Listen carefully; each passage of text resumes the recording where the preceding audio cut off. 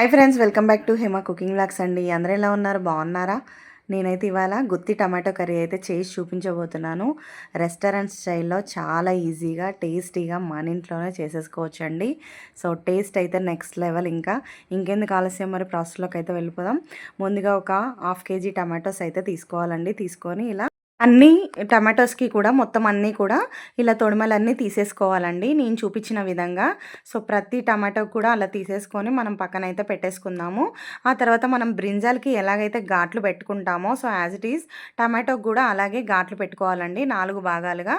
So మరీ ఎక్కువగా cut చేయకూడదు, జస్ట్ నార్మల్గా కట్ చేసుకుంటే సరిపోతుంది. సో మనకి మసాలా అంతా కూడా టమాటోస్కి మొత్తం అంతా కూడా పట్టేస్తుందండి. సో మనం తినేటప్పుడు జ్యూసీగా అండ్ స్పైసెస్ మసాలా అంతా తగులుతూ నోటికి రుచిగా చాలా చాలా టేస్టీగా ఉంటుంది. తిన్న కొద్దీ తినాలనిపించేలా ఉంటుంది. టేస్ట్ అయితే చాలా చాలా బాగుంటుంది. సో ఆ తర్వాత ఒక చిన్న నిమ్మకాయ సైజ్ అంతా చింతపండు అయితే తీసుకొని ఒక బౌల్లో వాటర్ వేసి నానబెట్టేసుకొని పక్కనైతే పెట్టేసుకుందామండి. ఆ తర్వాత స్టవ్ ఆన్ చేసి కళాయి పెట్టేసుకొని 1 టీ స్పూను పల్లీలు అయితే వేసుకోవాలి. 1 టీ స్పూన్ పల్లీలు వేసుకొని లో ఫ్లేమ్లో పెట్టేసి దోరగా వేయించేసుకోవాలి. లో టు మీడియం ఫ్లేమ్ అడ్జస్ట్ చేసుకుంటూ పల్లీలు దోరగా వేయించుకోవాలండి, మరీ హైలో పెట్టి వేయించకూడదు. సో లో ఫ్లేమ్లో వేయించుకోవాలి. ఆ తర్వాత 1 టీ స్పూన్ ధనియాలు అయితే వేయించుకోవాలి. ధనియాలు వేసుకోవాలి. 1 టీ స్పూన్ జీలకర్ర యాడ్ చేసుకోవాలి. ఒక 2 స్పూన్స్ అయితే కాజు అయితే వేసేసుకుందాము. 1 టీ స్పూన్ నువ్వులు యాడ్ చేసుకోవాలి. గసగసాలు 2 స్పూన్స్ అయితే యాడ్ చేసుకుందాము. సో లో టు మీడియం ఫ్లేమ్ అడ్జస్ట్ చేసుకుంటూ ఇవన్నీ కూడా వేయించుకోవాలి. సో ఆ తర్వాత ఒక 4 లవంగాలు, కొంచెం దాచిన చెక్క, 4 ఇలాచీలు కూడా వేసేసుకోవాలి అందులోనే. సో ఆ తర్వాత ఒక హాఫ్ ముక్క కొబ్బరి అయితే వేసుకోవాలి, కట్ చేసి ఇలా ముక్కలుగా కట్ చేసి వేసేసుకోవాలి. సో ఇవి లో ఫ్లేమ్లో పెట్టేసి మంచిగా దూరగా వేయించుకోవాలండి, మరీ ఎక్కువగా రోస్ట్ అయ్యేటట్టు అవసరం లేదు, నార్మల్గా వేయించుకుంటే సరిపోతుంది. సో ఇవి చల్లారాక మిక్సీ జార్లో వేసుకొని ఫైన్ పేస్ట్లా చేసి పక్కనైతే పెట్టేసుకోవాలి. ఆ తర్వాత స్టవ్ ఆన్ చేసి కళాయి పెట్టుకొని ఒక 2 స్పూన్స్ ఆయిల్ వేసేసి మనం ముందుగా కట్ చేసి పెట్టుకున్న టమాటోస్ అన్నీ కూడా 60-70% అయితే బాయిల్ అవ్వాలి అండి. సో చూడండి ఈ విధంగా కొంచెం మధ్య మధ్యలో కలుపుతూ సో మూత పెట్టేసుకొని మంచిగా మగ్గించేసుకోవాలి. ఆ తర్వాత చిటికెడు ఉప్పు, చిటికెడు పసుపు అయితే వేసేసుకోవాలి. వేసేసుకొని ఇవి ఒక 60-80% అలా మగ్గిపోవాలి. చూడండి ఈ విధంగా. సో మూత పెట్టేసుకొని మగ్గించేసుకోవాలి. ఫైనల్గా ఇవైతే కొంచెం మగ్గిపోయాయండి. ఇప్పుడు మనం ప్లేట్లో తీసుకొని పక్కనైతే పెట్టేసుకుందాము. సో ఇవన్నీ కూడా ఇది రైస్లోకి, చపాతీలోకి చాలా చాలా టేస్టీగా ఉంటుంది. పూరీలోకి కూడా చాలా బాగుంటుందండి.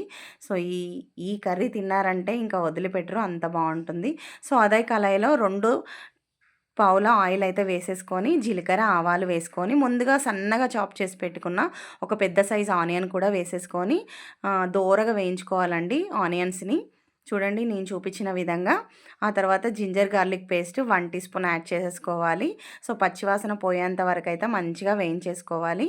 ఆ తర్వాత చిటికెడు పసుపు అయితే యాడ్ చేసేసుకోవాలి. 1½ స్పూన్ కారం అయితే యాడ్ చేసుకుందాము. రుచికి సరిపడినంత సాల్ట్ కూడా వేసేసుకుందాము. సో ఇవన్నీ కూడా మంచిగా ఆ మసాలా అంతా కూడా మంచిగా కలిపేసుకోవాలి. సో ఆ తర్వాత మనం ముందుగా ప్రిపేర్ చేసి పెట్టుకున్న ఆ పేస్ట్ కూడా వేసుకోవాలండి, మసాలా పేస్టు. సో ఈ మసాలా పేస్ట్ కూడా ఆ తాలింపులో వేసేసుకొని మంచిగా కలిపేసుకోవాలి. అంతా కారం, ఉప్పు, పసుపు అన్నీ వాటికి పట్టేటట్టు మంచిగా కలిపేసుకోవాలండి. చూడండి ఈ విధంగా.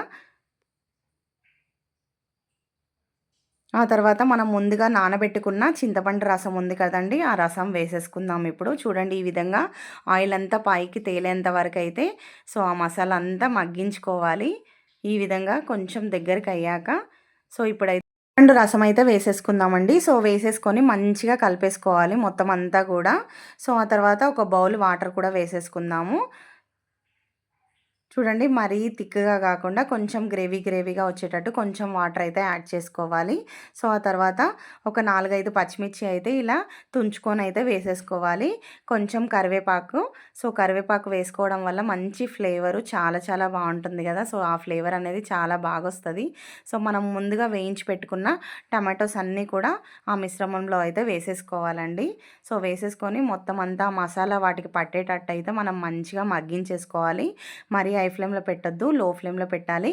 కాసింత గరం మసాలా అయితే వేసేసుకోవాలి. కాస్త గరం మసాలా వేసేసుకొని మొత్తం అంతా కూడా కలిసేటట్టు అయితే కలుపుకోవాలి. చూడండి. ఇవి అంతా కూడా టమాటోస్‌కి అంతా కూడా పట్టాలండి. సో, లో ఫ్లేమ్‌లో పెట్టేసి మంచిగా మగ్గించేసుకోవాలి. సో, ఆ తర్వాత 1 టీ స్పూన్ అయితే కసూరి మేతి యాడ్ చేసుకోవాలి. సో, ఆ తర్వాత కొంచెం కొరియాండర్ అయితే వేసేసుకోవాలి. కొత్తిమీర. సో, కొత్తిమీర కూడా వేసేసి మొత్తం అంతా కూడా కలిపేసుకోవాలి. సో, ఆ తర్వాత ధనియా పౌడర్ అయితే ఒక హాఫ్ టీ స్పూన్ అయితే యాడ్ చేసేసుకుందాము. సో, యాడ్ చేసేసుకొని చూడండి మొత్తం అంతా కలిసేటట్టు అయితే కలుపుకోవాలి. సో, ఆయిల్ పైకి తేలేంత వరకు అయితే మంచిగా మగ్గించేసుకోవాలి. ఫైనల్‌గా కర్రీ అయితే రెడీ అయిపోయిందండి. సో, ఎంతో రుచికరమైన గుత్తి టమాటో కర్రీ అయితే హోటల్ స్టైల్‌లో చాలా చాలా టేస్టీగా ఉండే ఈ కర్రీ అయితే రెడీ అయిపోయింది. సో, వీడియో నచ్చినట్టయితే లైక్ చేయండి, షేర్ చేయండి, సబ్స్క్రైబ్ చేసుకోండి. మరొక వీడియోతో మళ్ళీ అయితే కలుసుకుందాము. Bye bye friends. Thanks for watching.